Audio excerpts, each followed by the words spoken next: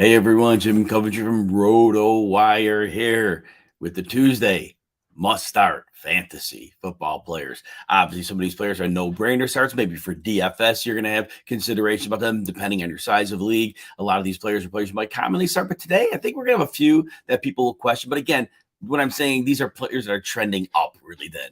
More than must start. So James Conner is back. At least 21 touches in 3 of his last 4. He's seen a snap share of like 95+% in 3 of those 4 games. The one game he didn't hit, it was 77%. So he is just totally getting all the work. And it's great. And at least 114 scrimmage yards in his last 2. He scored in 4 straight games, 5 touchdowns all year. 5 touchdowns in that span, I believe. TMOD, hey, all right. And now last year, Conner only ran for 3.7 yards per carry.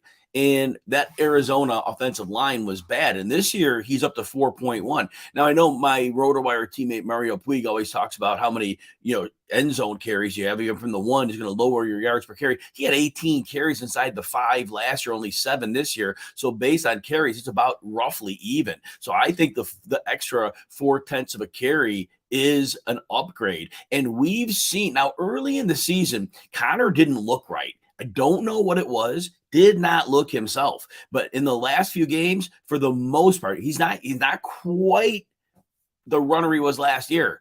And I know the yardage is better, but I saw a little extra to his game, but it's good enough right now. And without the line, he's getting, he benefits from having DeAndre Hopkins and Marquise Brown on the field. With 2 receivers that have those skill sets, the speed of Brown and the alpha nature of Hopkins, defenses have to focus on that first. And Conner's a rugged dude. So defenses really can't play with any type of a heavy box. So that benefits Conner as well. So overall, 23 PPR points in 3 of his last 4. His other game he didn't hit, he had a 13. And in his previous 5 games before he went on this run, he was only 7 to 11 PPR points per game. Again, like I said, he just didn't look himself. But I think wheels up at this point. James Conner, he may not be the crazy force he was last year, but right now, today, he's an RB1. When you're putting up 23 points with a low of 13 in a 4-game span, with the heavy usage he's getting and targets, yes, RB1, like he's the maybe running back 8-ish, but who are you putting in front of him? I mean, he's outproducing Saquon Barkley by a mile right now. Barkley's getting bottled up in every game. Derrick Henry came back up. Now Henry gets some reception, so Henry's still fine, but there are not many. McCaffrey, there are not many running backs with the way Conner's producing right now that you're going to say, oh yeah, putting him ahead of James Conner. And Conner showed last year he has that way crazy fantasy upside. And TMOD, I will talk about Okonkwo. I will definitely talk about him. Rachaad White is next. So now, in the last 2 games with Leonard Fournette in the lineup, Rachaad White's played 47% of the snaps. Fournette's played 53%. And now here's the breakdown and work. Rachaad White is at 35. I call them touches. They're not really. It's the carries and targets. The targets you don't catch everyone. 35 opportunities, I should say. And Fournette, on 6% more snap share, has 28 opportunities. The targets are almost the same. 13 for White, 14 for Fournette. So they are both useful in your PPR leagues, right? And they're not getting much done. Now, White's had some success on the ground, but that offensive line is a mess in Tampa for the run blocking. The pass blocking has been okay, because Brady gets the ball out quickly. Really, that has to do with it, right? So what we're looking at here, though, is Fournette has good opportunity. Rachaad White has a little more opportunity. Now, in the PPR scoring, Fournette's last 2 games, 14 and 10.6. Not bad. And now Rachaad White's been better. 19.9, 18.9. One of those games was without Fournette in the lineup. And then a 12.7. So right now, it looks like White has a little higher of a floor, little higher of a ceiling, but they're both useful in PPR leagues. So we, again, when we do our weekly projections, we'll look at the matchup. But last week against the 49ers, it was a death matchup, but they played from behind, and those passing targets came into play. And that's what makes both of these running backs very valuable. Brady gets the ball out quickly. DJ Chark is next. Now, he's playing the Jets this week, so I am not excited about that. no offense to DJ Chark, but when you're facing DJ Reed and Sauce Gardner, that's a net loss. Now, Chark's averaging 6 targets over his 3 full games since he's back, 94 more yards in his last 2, touchdowns in 2 of his last 3, definitely acclimating well. And look, Ben Johnson, the offensive coordinator, I mentioned this last week, he is doing a wonderful job getting that offense schemed up well.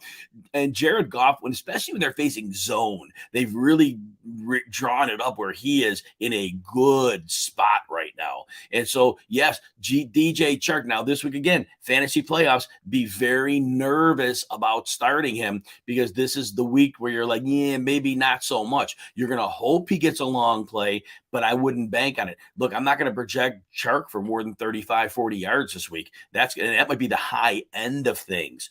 But in a matchup that's not oppressive, I definitely think that's the way to go. Now, hey, everyone, I see a few people are in the house. Welcome aboard.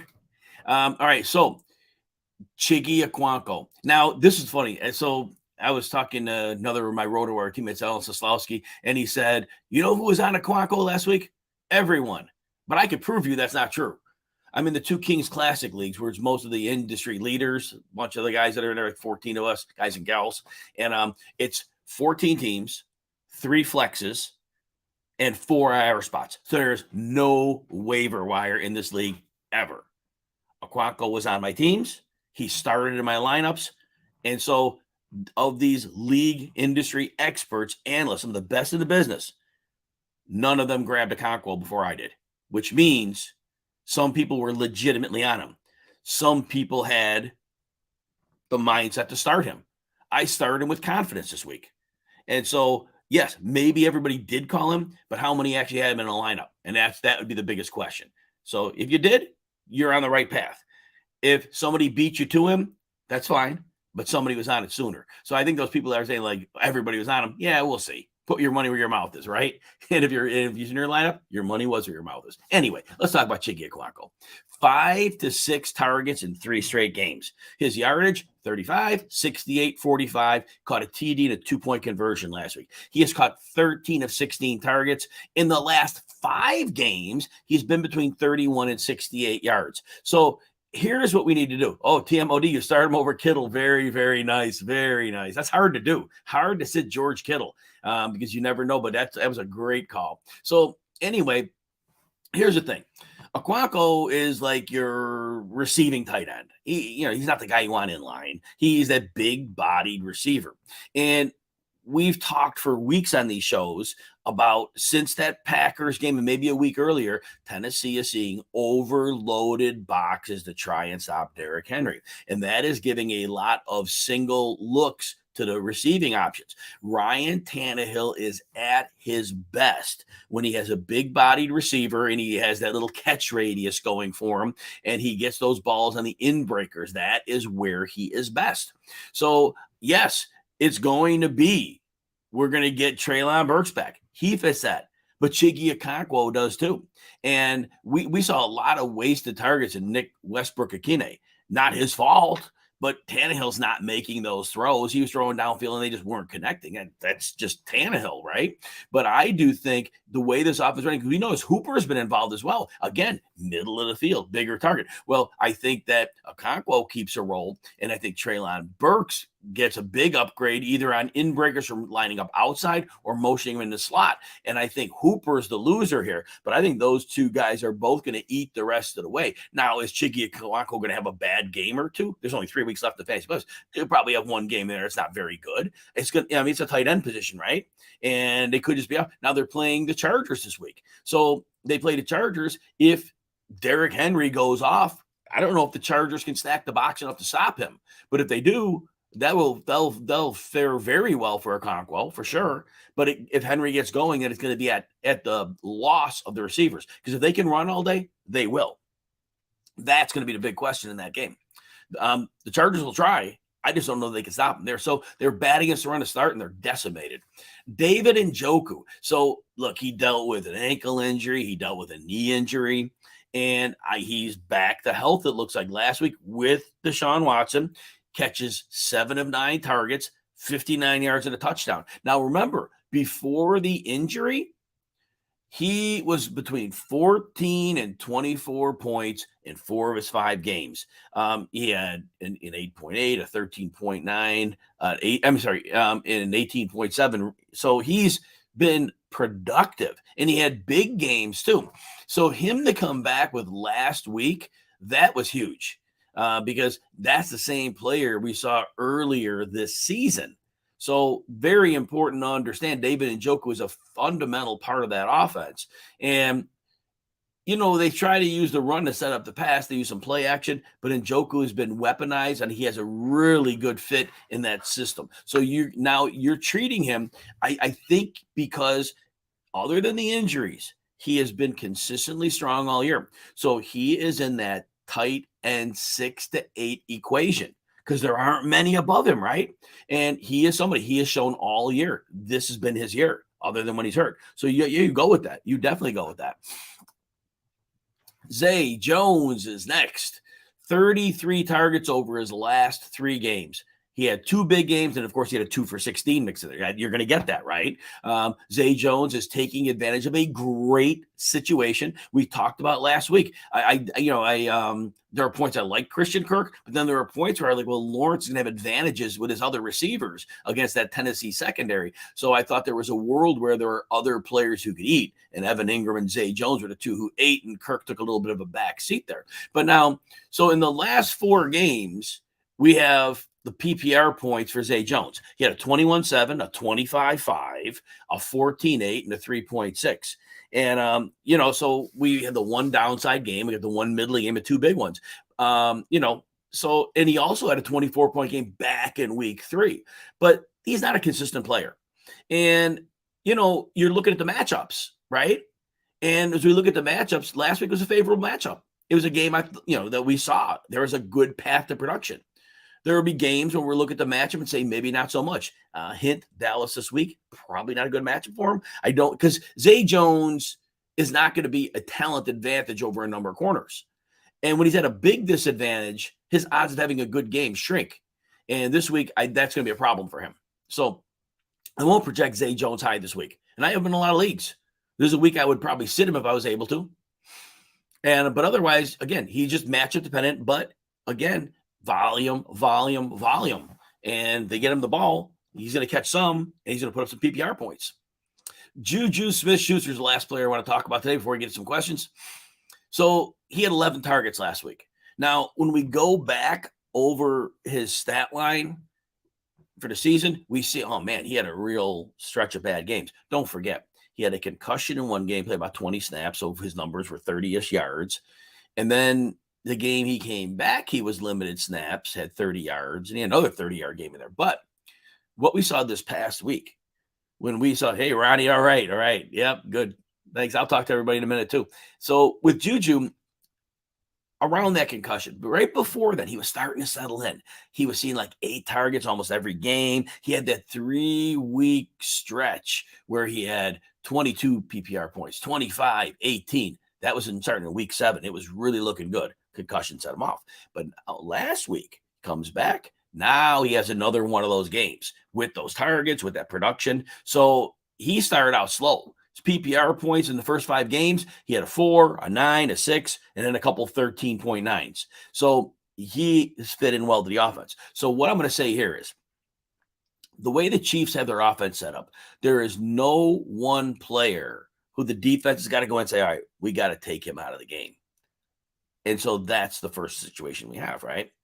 And as we look at that, well, Juju Smith-Schuster, he'll line up on the outside. Sometimes he'll line up inside. They'll move him. They'll run him on in-breakers. Well, you can't really – you really do want to play the Chiefs in such a way that you want to limit the explosive on Mahomes. So Juju Smith-Schuster is going to keep getting these underneath looks and these intermediate looks. And he has a chemistry with him. And so I'm going to bet on Patrick Mahomes. I'm going to bet on Andy Reid having a high number of pass attempts, even in a game when they should be able to run. So I'm going to be matchup agnostic with Smith-Schuster at this point, and I am starting him as roughly a top 24 PPR receiver because I think those 8 to 11 targets are back. The injury explains away what we saw. All right, before I get some questions, if you're on YouTube, please smash the like and subscribe buttons. I would appreciate that greatly.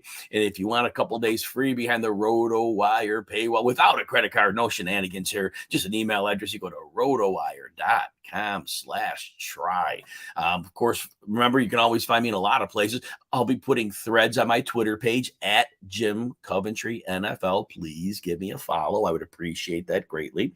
And today, after the show, I'm going to put out the running back thread for the week. In the thread, I go over, the recent trends for players who are kind of popping one way or the other. Actionable advice. And then tomorrow, the wide receiver thread will be up. Thursday or Friday, the tight end.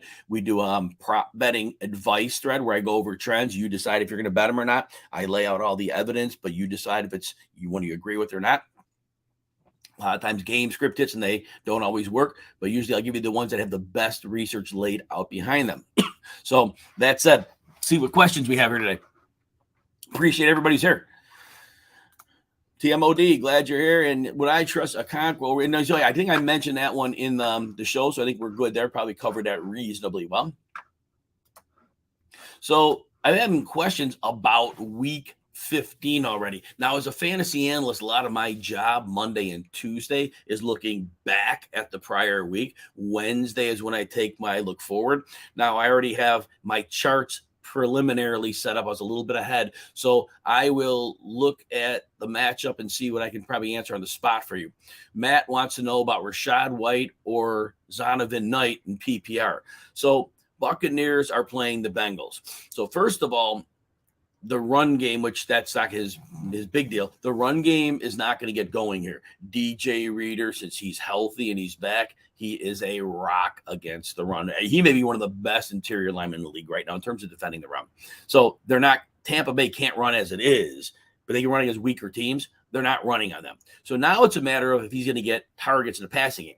Now, Trey Hendrickson is out. He broke his hand or his wrist. So the pass rush is not going to be there so much. So Brady is going to have a little bit more time than he would otherwise. And I think it's a game where he may use the receivers more. Also, the question is T. Higgins. If the hamstring keeps him out, it looks like Tyler Boyd's not going to play. So this could be a lower scoring close game. That means Brady might not have to throw 20 passes to his running backs. And I'm not using hyperbole when I say that, between the two running backs, sometimes it gets close to that number, right? So Rachaad White is not in a great situation this week. Zonovan Knight, let's find his matchup on my hot sheet. They're playing the Lions. Now, the Lions were a real bad team against the run earlier in the season. They're more close to the middle of the pack now. The Jets should defensively be able to stifle the Lions' offense, which is playing very well. And I think they're going to slow them down. It's going to be a lower volume game. Now, Bam Knight played a couple less snaps than Michael Carter last week. So Carter, to me, is the receiving back. He had 5 targets in that game where Zonovan Knight had 2, but Zonovan Knight dominated the carries.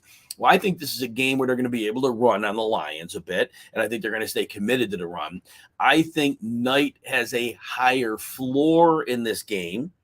But if you personally think that Cincinnati gets out to a lead on Tampa Bay, and if you think you're going to get out to somewhat of a significant lead, then it would lead to targets, and that would begin to swing the White, because that's where White's big value comes in. Personally, I think the game script is going to lend toward being closer and lower scoring. So I think Zonovan Knight would have a slight advantage. I always prefer these questions come my way when possible, like on Friday. So at Jim Coventry NFL, I also do a Start Sit live stream on the weekends. I'll pin that up to my Twitter page later in the week, because I like to look at offensive line injuries, look at defensive injuries. There's a lot of pieces that go into the puzzle, and this puzzle doesn't always become clear until we get to Saturday. But not people have Thursday night players. We got to deal with those separately, right? Bobby Rob. White, we just talked about. Jamal Williams, 30% snap share roughly last week. They were giving Justin Jackson 20-something% of the snaps. I don't know what they're thinking. 3-man committee now, just beautiful. Detroit is playing. I went over to look at they're playing the Jets. He ain't going to run much on the Jets. He's not running much. He's not getting any target. He had like 1 target in his last 5 games. So Jamal Williams not. Swift went right back to his snap share of 30% last week. Actually, my thread on Twitter at Jim Coventry NFL, I'm going to go over Swift. So I want you to, it'll be up a couple minutes after the show, I want you to look at this post on Swift in the thread because I go over the trends you need to send. Murray, the only thing going for Murray's horrible, but they're playing Arizona, and he should be able to run on them. Murray has a little higher of a floor.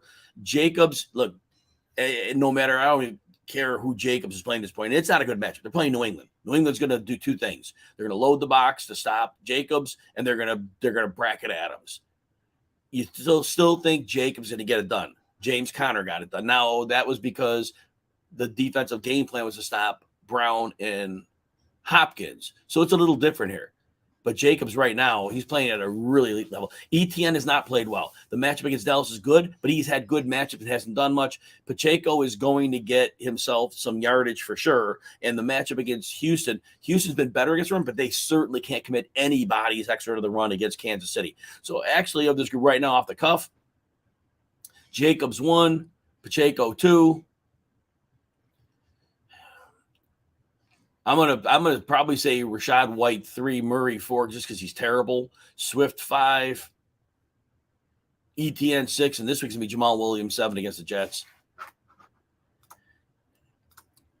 And for the next couple of days, I want you to type in your name the way I'm going to say it because I got to learn. I got to take me a little bit of time to learn the pronunciation. Shagar, I'm going to say that wrong. So you're going to have to, a couple of times you have to give me that one because it take me a little time. Being a stubborn, foolish American, I need to learn and get better at names that I'm not used to, but I want to get better at them. TMOD, good start. Okonkwo over Kittle. You're welcome. Flores, pick Rachaad White, James Conner, Aaron Jones, Donovan Knight, or Kenneth Walker. I imagine Walker in a Thursday night game is not going to play. Carroll was a jerk about saying, all game. He was never close. And he was ruled quickly and carted off in that Sunday game when he got hurt. I can't see him playing. And against San Francisco, if he's less than 100%, I wouldn't touch him there. Look, Conner is an amazing – I went over the show. It's a great spot. Denver is not going to stop him. And so James Conner's number 1 here. Aaron Jones, let me just check who they're playing. They're playing the Rams. I assume Aaron Donald's on. That's why this question will probably need to come back on Friday at Jim Coventry NFL, send on me there or whatever, or hit the live stream up. Because if Aaron Donald is out again, then it's wheels up on Aaron Jones. Aaron Jones missed some time last week because of a shin injury, so he was in and out of the game. That's why Dylan did the damage in that one. They're the 1-2 for you. Knight is 3. Rachaad White is 4, and Ken Walker I don't expect to play. So here's the deal with the Cowboys last week. And if you look back over the season, you're going to see what I'm pointing out. Here's the thing. It's going to be between the ears battle. When a team is playing an inferior opponent, it is very hard to psychologically get up for that game. This is why we see a lot of the upsets. Yes, the talent level isn't as far apart as we think it is, but it's really more here. You can't, from a human standpoint, if you know you're playing a team that's terrible and you know you're a great team, that's the problem.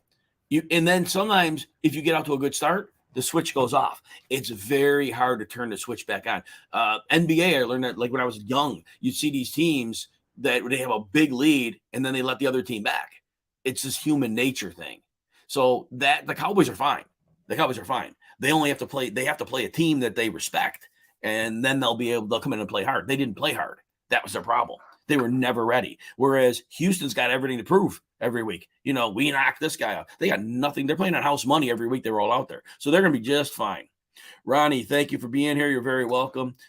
Justin, Walker or Foreman, Walker or Dylan. So again, the Dylan outburst became because of that Aaron Jones shin injury. He was in and out of the lineup. That has not been the plan. It's been 70% snaps otherwise for Aaron Jones. Dylan's down to about 30, but Dylan over Walker because Walker ain't playing. And again, Foreman because Walker ain't playing. It's 90% he ain't playing.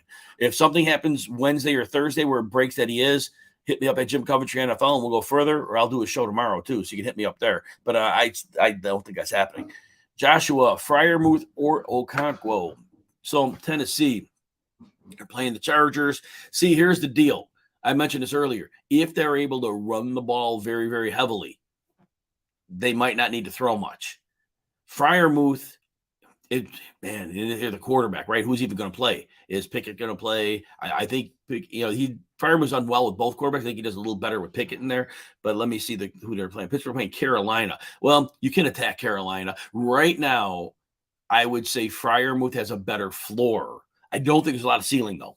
And I think that's where Okonkwo comes in, because Okonkwo can get down to seam. So Okonkwo is a little more boom bust because of his matchup this week, because if you can run on the Chargers, it's problematic. But otherwise, Freiermuth is a safer floor play. Kevin, Rashad or Deontay Johnson? Well, Carolina is kind of scuffling in the secondary, and Deontay Jackson, I believe, still out. And so I would probably say Deontay Johnson has a safer floor, but I still think Rachaad White's going to get, Rachaad White's going to get as many catches. So realistically, White has a better chance of scoring. I'm going to say 55-45, White over Johnson, a better chance to score. Jeff, all right. You need a receiver, running back, flex, Waddle, Hollywood, Judy, Saquon, Dobbins, or White. So right now, J.K. Dobbins, we're rolling, man. It's 15 carries. And the thread I'm posting at Jim Coventry NFL very soon, on that thread, so that's going to be important to look at that, because I'm going to go over what you need to know about Dobbins a bit. I'm going to point some things out. Also, tomorrow's Jalen Waddle. But anyway, we digress. Saquon's struggling, and the Commanders stopped him before, and they're going to load up to stop him again. It's going to be difficult here. Dobbins is your running back. The quarterback's going to be a problem with Hollywood Brown. Jerry Jeudy, I'm going to probably go with here against Arizona. I think Jerry Jeudy's going to be a good spot. And at that point, White's your floor play, and Waddle is your boom bust play. That's the way I'd go. Carl Benson, good to hear you, man. Glad you're here. Scott Cobe, glad you're in the house, man. Sauger, good. I'm going to get used to that. It's going to be a couple days, and I'm going to get that down, all right? Thank you. I'm glad you're here. Do I think – so I mentioned earlier, Scott, you may have heard me. I just think against the Jets, Chark is not going to do it this week, but any normal matchup, he's fine. Yeah, I think he's going to be fine. But, of course, Sauger, 100%, man. Raider, 45, you're pathetic. Yes.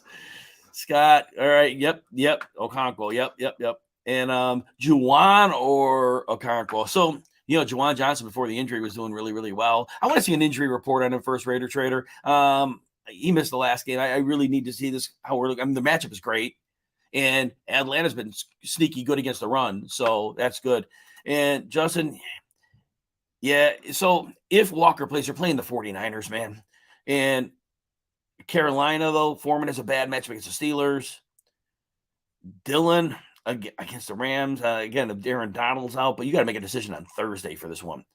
Walker has a terrible matchup, and he's a boom bust runner. And I don't see you don't get a lot of booms against 49ers, man. But he has the most upside of the three, because if he breaks a long run, but man, if that ankle, it had to be a high ankle. It had to be a high ankle. There's no way it was a low ankle. There's no way it was. But right now, I really would struggle to advocate starting Walker. All right, everybody. Circle back with me tomorrow, Justin. Maybe on this stream or at your coverage. I want to hear a little bit more, but I want to dig in a little more, because practice. Well, they had a Tuesday practice. I haven't seen the report on that. I got to look at it and dig in a little more. But I'm going to answer that for you. But I just don't feel there's any way you can. But I'm going to see what I can find out. All right, everybody. Thanks for joining me. Have a wonderful day, and we will talk soon.